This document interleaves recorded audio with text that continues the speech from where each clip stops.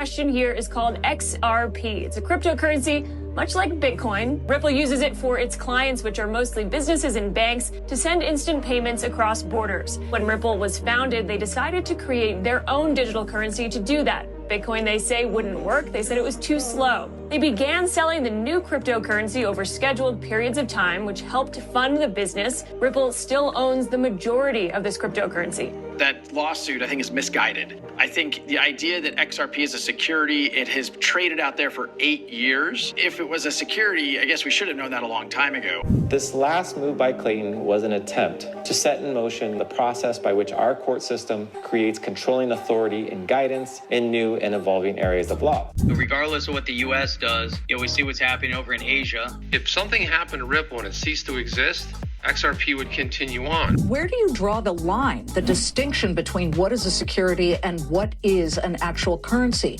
Example A, what Ripple did, selling XRP to build out its underlying blockchain network. You understand there are lawsuits, I'm sure you know right now, for example, over Ripple, about whether it is or is not actually a security. But it's partly one of the issues here. And obviously, how the SEC feels is very important.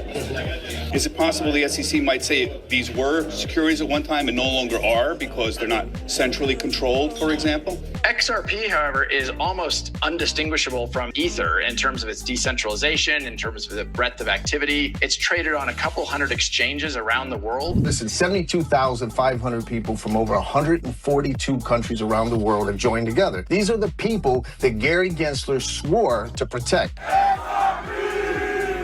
The first time I've shared this publicly, by the time it's said and done, we will have spent $200 million defending ourselves against